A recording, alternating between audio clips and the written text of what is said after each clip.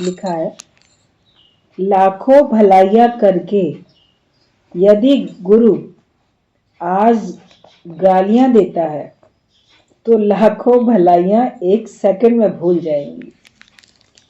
तुम लोग ये सोच के देख लो, तुम्हारे संग गुरु ने लाखों अच्छी भलाइयाँ की होंगी, रोज बड़े शुक्राने गाओगे, बड़े गीत गाओगे, बड़ी महिमा गाओगे, लेकिन किसी एक दिन अगर किसी बात पे गुरु ने आपको सबके सामने अपमानित कर दिया, डांट दिया, या अकेले में भी मान लो आपसे कह दिया, तो सब भूल जाएगा। देखा, मुझे कह दिया, मुझे अंडरस्टैंड नहीं किया, मुझे समझा नहीं, मेरे से प्यार नहीं है, मेरे को टोक ताना लगा दिया। तो एक अगर गुरु कुछ शब्द बोल दे, समझाने के लिए बोलेगा कभी तो भी पसंद नहीं आता है, और अगर वह डांट दे, गालियां दे दे, तो आपको सब भलाइयां भूल जाएंगी। फिर 10 जगह पे हो सकता है आप गंभीरता नहीं रखोगे और 10 जगह निंदा भी कर लोगे। बाद में हालांकि विवेक थोड़ा सा जागृत होएगा, खुलेगा, तो आपको समझ में आएगा कि मैं ही गलत था, मेरी अपनी जो गलती थी वो मुझे देख के दूर करनी थी। लेकिन उस समय पे काफ़ी, जब तक अपने मन को आप समझाओ या कोई दूसरा आपको फिर से समझाए, समय आपको समझाए, तब तक तो आपका मन खराब हो ही जाता है ना। ठीक है, गुरु लाखों भलाइयाँ करके यदि आज गालियाँ देता है तो तुमसे लाखों भलाइयाँ एक सेकंड में ही भूल जाएंगी। क्यों भूल जाती हैं, कभी ये सोच के देखो। जीव भाव में रहते हैं ना,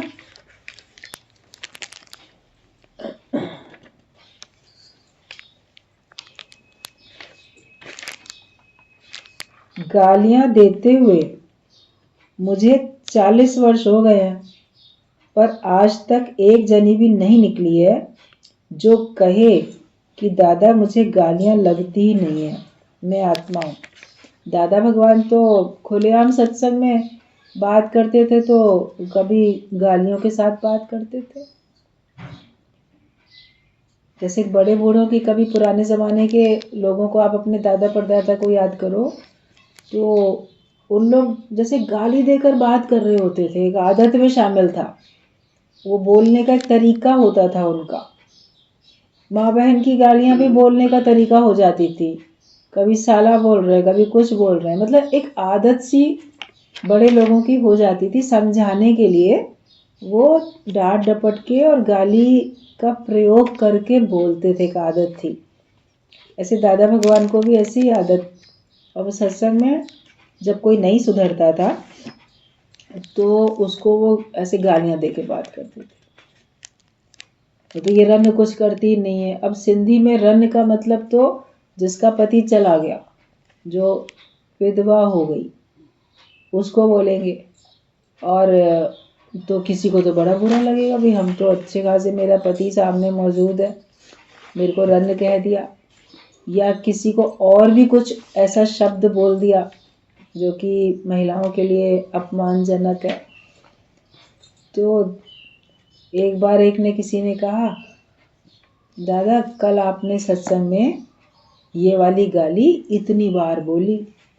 वो गिन रही थी, जब सत्संग शुरू हुआ, 1 घंटा, 1.5 घंटा, 2 घंटा, जितने घंटे भी सत्संग चला, तो सत्संग के बीच बीच में दादाजी गाली दे दे के बात कर रहे होते थे। तो उसने कहा कि आपने ये वाली गाली आज सत्संग में इतनी बार बोली है। तो दादाजी ने कहा कि ठीक है, गाली तो इतनी बार बोली, आत्मा कितनी बार बोली वो गिनी तुमने? वो नहीं गिनी। कि तुम आत्मा हो, तुम ब्रह्म हो, वो भी तो बोला, तो उसको भी तो साथ साथ बोला।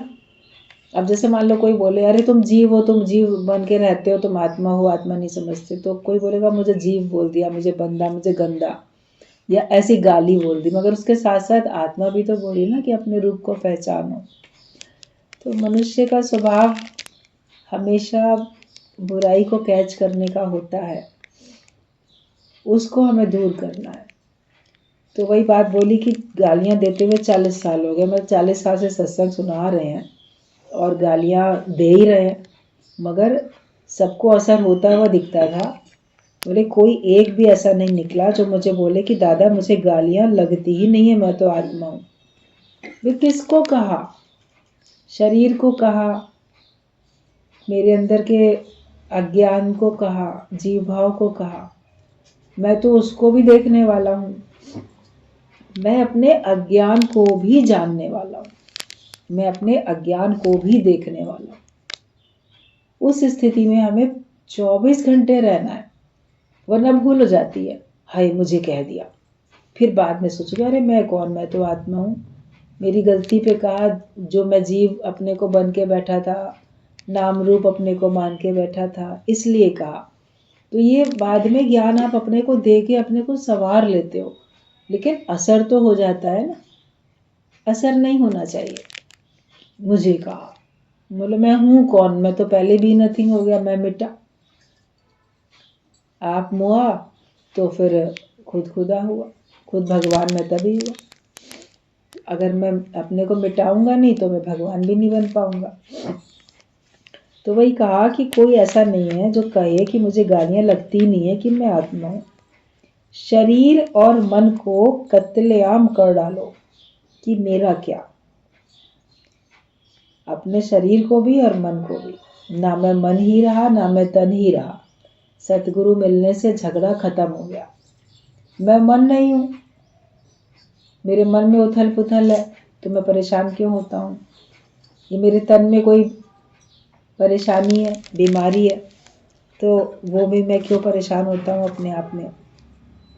तो कोई भी जो है अपने को तन और मन से ऊपर करे तो उसको किसी चीज का असर नहीं होगा फिर।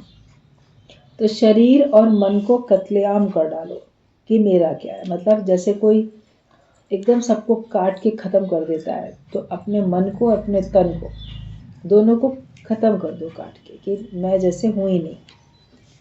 एक एक जनी पूछने आ रही है कि गालियां क्यों देते हो।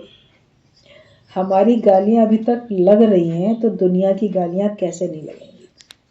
उनको पूछने आते थे आखिरकार आप सत्संग में इतनी गालियां क्यों देते। कोई बहुत अमीर आदमी आके बैठ जाए ना तो उसको भी बहुत गालियां पड़ती थी, और वो सोचता था मतलब कि इसको अमीरी का अहंकार है, ये ऐसा है, ये वैसा है। कोई अपने को बड़ा ऊंची जाति का अहंकार करके बैठेगा तो उसको गालियां पड़ जाती थी। ये अपने को पंडित मानता है, ये ऐसा है, ये वैसा है, बहुत कुछ हो जाता था।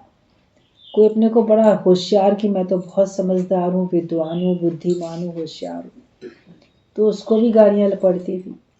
बोलते थे क्राइस्ट ने तो कहा है जो इंटेलेक्चुअल और वेल्दी मैन को ज्ञान नहीं लगेगा, कि जो बहुत अपने को बुद्धिमान समझता है और जो बहुत अब पैसे वाला है उसको ज्ञान नहीं लगेगा। तो जितने पैसे वाले बैठे होते थे ना, सेठ, कहीं किसी फैक्ट्री के मालिक, दुकान के मालिक, सेठ लोग, उन्हें बड़ी आग लगती थी कि ये पैसे वाले हम हैं तो क्या हमको ज्ञान नहीं लगेगा। या कोई बड़े विद्वान, कहीं प्रोफेसर, लेक्चरर, कहीं कुछ जज, कोई वकील, कोई डॉक्टर, कोई कुछ, मान लो ज़्यादा अपने पढ़े लिखे लोग बैठे हैं, तो कहते थे कि हम बुद्धिमान हैं तो क्या हमको ज्ञान नहीं लगेगा। क्यों नहीं लगेगा, क्यों ऐसा बोल देते। तो कहते थे कि तुमको उसका अहंकार है इसलिए ज्ञान नहीं लगेगा, क्योंकि तुम बोलोगे मैं बड़ा सेठ हूँ तो तुम्हारे लिए दूसरे लोग गरीब हैं। तुम अपने को श्रेष्ठ मान के चलोगे, मैं बड़ा पैसे वाला या मैं पढ़ा लिखा, मैं बड़ी पोस्ट का, तो उसको तुम भूल नहीं पाओगे और उसकी वजह से तुमको ज्ञान नहीं लगेगा। जिसके पास जो कुछ है तो उसका अहंकार अगर है तो फिर उसको ज्ञान नहीं लगने वाला है। तो वही बताया कि एक एक जनी पूछने आ रही है कि गालियां क्यों देते हो। हमारी गालियां अभी तक लग रही हैं तो दुनिया की गालियां कैसे नहीं लगेंगी। जब तुम्हें गुरु के ही शब्द लग जाते हैं तो औरों के शब्द कैसे नहीं लगेंगे। गुरु तुमको तरह तरह के शब्द बोल के तुमको शब्दों से उपराम करता है कि जब हमें गुरु के शब्द ना लगे, जब हम साकार से एडजस्ट होंगे तब तो निराकार की ओर से कोई परिस्थिति आएगी तो उससे हम एडजस्ट हो पाएंगे। कबीर दास ने तो अपने को खुद ही बोल दिया, कबीर कुकर राम का मोतिया मेरो नाम, गले हमारे जेवरी जित खींचे उत जाए। तो कबीर ने अपने को बोला कि मैं तो कुकर हूँ राम का, मतलब मैं अपने राम का कुत्ता हूँ। अभी कोई तुम्हें बोल दे तुम तो कुत्ते हो, तुम तो कुत्ते की तरह फलाने के पीछे दम हिलाते घूमते रहते हो, चापलूसी करते हो, तुम्हें कोई कुत्ता बोलेगा तो कितना बुरा लगेगा। तो कबीर ने कहा मैं तो भगवान का कुत्ता हूँ। अब जैसे कुत्ते के गले में चेन होती है तो उसका मालिक उसे जहाँ ले जाता है वहाँ चला जाता है वो। तो कहा कि मैं भगवान के नाम का हूँ कुत्ता, और मेरे गले में वो चेन पड़ी हुई है, वो जहाँ खींचता है मैं उधर जाता हूँ, मतलब भगवान के हुक्म में चलता हूँ। तो कबीर ने तो अपने को ये बात बोल दी। अभी गुरु है कोई और बोल दे तो बड़ा बुरा लगेगा। तो शब्दों से तो हमें ऊपर उठना है ना, उसके भाव को समझो। दृष्टांत इतनी बार सुना कि गालियां दी एक ने, सन्यासी एक आया भिक्षा मांगने दरवाजे पे, तो जो महिला थी बड़ी क्रोधी थी जिसके घर में आया और उलझी हुई थी किसी बात में। अब उसमें मांगने चला आया कोई भिक्षा दे दो, तो उसने गुस्से में उसको बहुत गालियां दी सन्यासी को। भिक्षा तो नहीं दी लेकिन गालियां बहुत उसको बौछार कर दी, गालियों की तरह तरह की गालियां उसको दे डाली। वो चुपचाप बेचारा खड़ा रहा। उसके बाद बोला माता आज तो आपने मुझे बहुत अच्छा ज्ञान दे दिया, धन्यवाद कह के जाने लगा। और उसको फिर शर्मिंदगी हुई कि सन्यासी को मैंने भिक्षा नहीं दी और गालियां दी, ये कह रहा है आपने तो मुझे बड़ा ज्ञान दे दिया। तो उसको कहती है ज्ञान क्या दे दिया मैंने तुमको? तो उसने एक एक गाली का अच्छा अर्थ बता दिया, उसमें से उसने अच्छा मीनिंग निकाले। मीनिंग तो हमारे ऊपर है ना, हम किसी शब्द का क्या मीनिंग निकालते हैं। कोई तुमको बोले बदमाश तो बोले बद मतलब बुरा, तो मांस तो ये शरीर है मांस, बोले हाँ ये तो बुरा है ही, अच्छा थोड़ी है। कोई कुछ बोले कोई कुछ बोले, निकल जाओ तो कहा तुम देह ध्यास से निकल जाओ। बहुत सारी गालियों के ऐसे उसने सारे मीनिंग अच्छे अच्छे बता दिए। तब उसको लगा कि मैंने गलत किया। तो शब्द कोई तुमको कैसा भी बोले उसका तुम अपनी तरफ से मीनिंग अच्छा निकाल लो। गालियों का भी मीनिंग, अपमान वाले शब्दों का मीनिंग भी आप अपनी ओर से अच्छा निकालो। ये टैलेंट अपने अंदर में प्रकट करो, कर सकते हो। मतलब ना हमें किसी की गाली लगे ना किसी की बात हमको टच करे, क्योंकि शब्द ही टच ज़्यादा करते हैं तभी मनुष्य दुखी होता है। तो गुरु के शब्दों से जब तुम एडजस्ट कर पाओगे तो सबसे कर पाओगे, और सभी लोग तुमको ठोक बजा के देखेंगे। तो ये बताया कि हमारी गालियां अभी तक लग रही हैं तो दुनिया की गालियां कैसे नहीं लगेंगी। हमने कोई भी गाली नई नहीं बनाई है, सब गालियां पहले से अवतार देकर गए हैं। अवतार लोगों ने भी जो आए हैं अवतार, क्राइस्ट ने भी बहुत कुछ बोला होगा, गुरु नानक देव की भी आप पढ़ो ग्रंथ तो उसने भी बहुत कुछ लिखा है, और सभी ने कुछ ना कुछ बोला है। लेकिन कृष्ण ने भी राम ने भी कभी ना कभी कुछ ना कुछ बोला ही है। अब बाकी संसार वाले बोल ही रहे हैं, तो गुरु ने गाली कोई नई थोड़ी बनाई है अपने मन से। वो इसलिए शब्द बोले जाते हैं ताकि आप उस गलती को ना दोहराओ।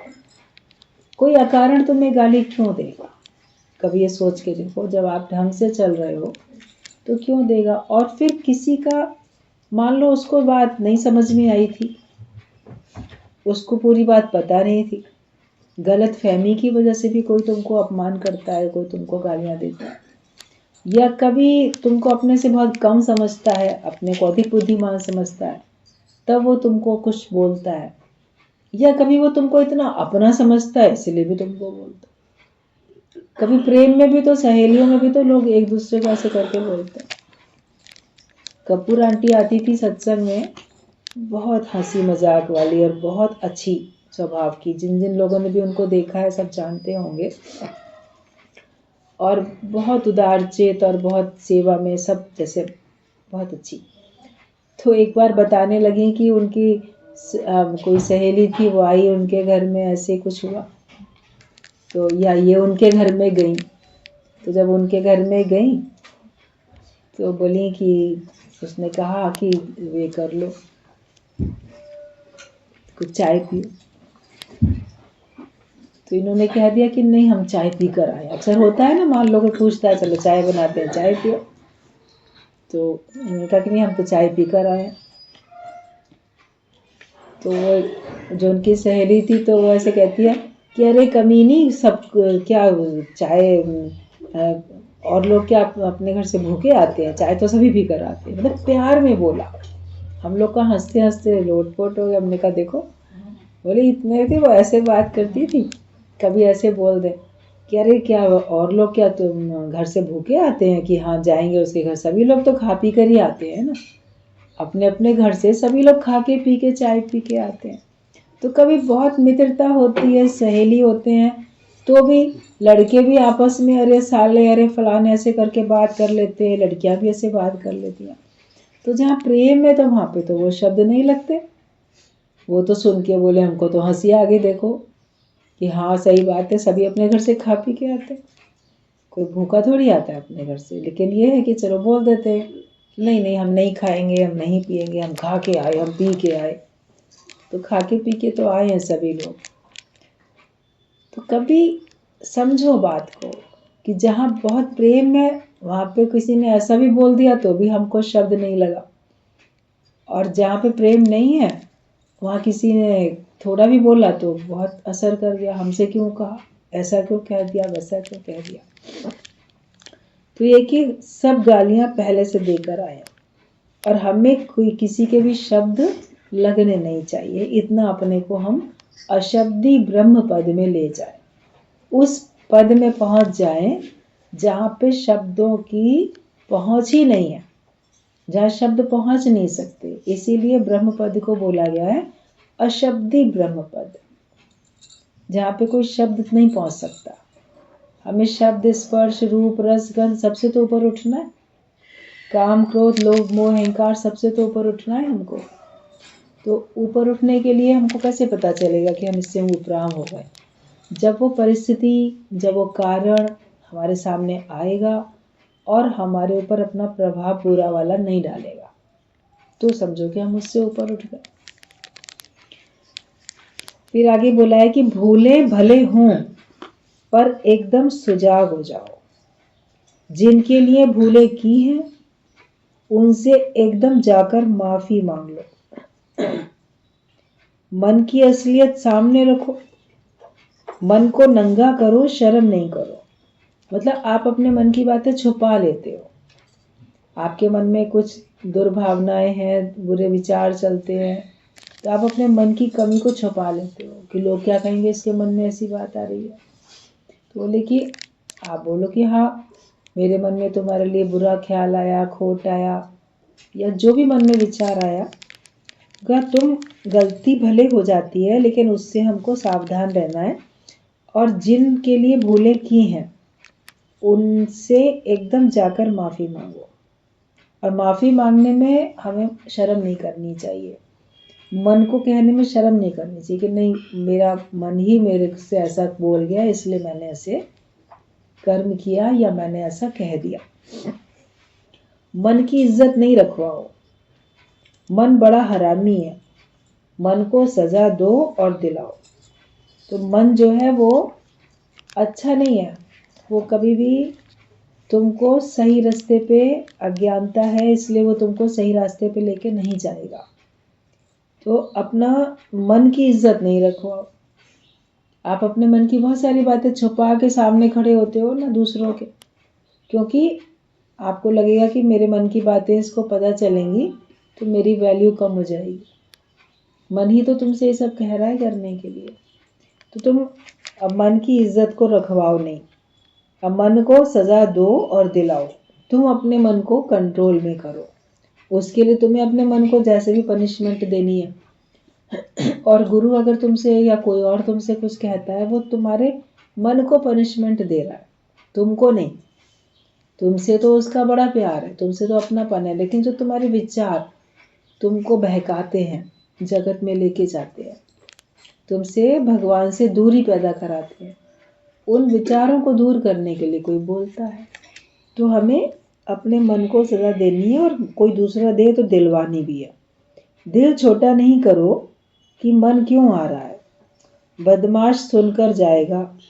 ये मन जल्दी नहीं सुधरता, इसलिए ज़रूर दुखी होकर मरेगा। मतलब मन जो है बिल्कुल बदमाश है। और अपना दिल तुम ये मायूस नहीं करो मन को, अपने अपने आप को दुखाओ नहीं कि मेरे अंदर ऐसे ख्याल क्यों आ रहे हैं। मेरा ही तो मन है जो मुझे दूरी पैदा कराता है, मेरा मन है जो मुझे दुखी करता है। और ये तमाम तरह की गालियाँ बातें सुन के ही तुम्हारा मन तुम्हें से पीछा छुड़ाएगा।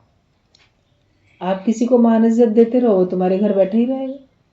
कभी किसी को हटाना होता है तो अपमानित करके भी तो हटाना पड़ता है ना। तो मन को वश में करने के लिए, मन को जीतने के लिए, मन से पीछा छुड़ाने के लिए कभी आपको मन को अपमानित करना पड़ता है। कभी दूसरे करते हैं, कभी तुम्हें खुद करना पड़ता है। तो ये मन जल्दी नहीं सुधरता, इसलिए ज़रूर दुखी होकर मरेगा। जब मन दुखी हो रहा है, सुधर नहीं रहा, इसीलिए तो दुखी हो रहा है। और ये जल्दी सुधरेगा नहीं, ये दुखी होकर ही मरेगा। मतलब मरते मरते तुमको दुख देकर खुद भी दुखी होके ही जाएगा, खुशी से नहीं जाएगा। जैसे कोई व्यक्ति होता है ना, खुशी से तो प्राण छोड़ देता है, और कोई बड़ा दुखी हो के प्राण छोड़ता है व्यक्ति। जिसको जितनी आसक्ति होती है उतना उसके जब प्राण जाते हैं तो उसको कष्ट ज़्यादा होता है। और ज्ञानी तो आसक्ति रहित है, इसलिए उसके प्राण जाते हैं ऐसे जैसे कि सांप अपनी केंचुल छोड़ के आगे चला गया, उसे कोई दिक्कत ही नहीं हुई। तो मन जो है वो मरना नहीं चाहता, मन तुम्हारा पीछा छोड़ना नहीं चाहता, इसलिए वो बहुत दुखी होकर तुम्हारा पीछा छोड़ता है। हमने सब जवाब दे दिए हैं, अब खुद ही तुम अपना धर्म समझो।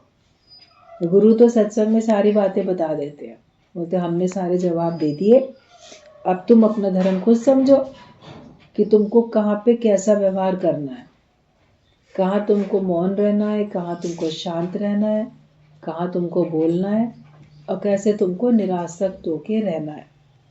तो गुरु तो हमको सारे के सारे प्रश्नों के उत्तर ज्ञान में बता चुका है, इसलिए अब हमको खुद देखना है कि हमारा क्या धर्म है, हमें क्या करना है। हम हर बात के लिए तो गुरु से पूछने नहीं जा सकते ना। रोज रोज तो ज्ञान सुन ही रहे हो, ज्ञान में तुम्हारे सारे सवालों के जवाब तुमको मिल जाते हैं। बोलते खोज लो, उसमें खोजना तुमको आना चाहिए। जो भी सत्संग तुम कहीं से भी सुनोगे, किसी भी दिन का सुनो, और उसमें आप देखोगे आपको आपके किसी समस्या का समाधान छिपा हुआ है, आपको उत्तर मिल जाता है। तो कहा हमने सब जवाब दे दिए हैं, अब खुद ही अपना धर्म समझो, पक्के होकर खड़े हो जाओ, तो हम भी चिंता से छूट जाए। जब तुम ज्ञान में पक्के होकर खड़े हो जाओगे तो गुरु भी तुम्हारी तरफ से निश्चिंत हो जाएगा, वरना गुरु को भी तुम्हारी चिंता लगी रहती है। तो अंत में पत्र में यही बात लिखी है कि तुम पक्के होकर खड़े हो जाओ। कच्चे कब तक बने रहोगे? आप ज्ञान में पक्के बनो और खुद भी निश्चिंत होकर जियो। जब आप पक्के हो जाओगे ज्ञान में, तो आपके अंदर भी तो कोई चिंता नहीं रहने वाली है ना, और आपकी तरफ से गुरु को भी कोई चिंता नहीं होगी।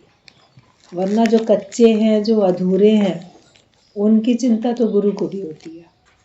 तो इसलिए हम पक्के हो जाएंगे तो गुरु भी हमारी तरफ से निश्चिंत हो जाएगा, वो भी खुश रहेगा कि चलो एक व्यक्ति ने अपना काम पूरा कर लिया। तो अपना काम हम लोग उतार के बैठे, पूरे होके बैठे। पत्र हम लोग का पूरा हो चुका है। गीता भगवान का बढ़िया पत्र था।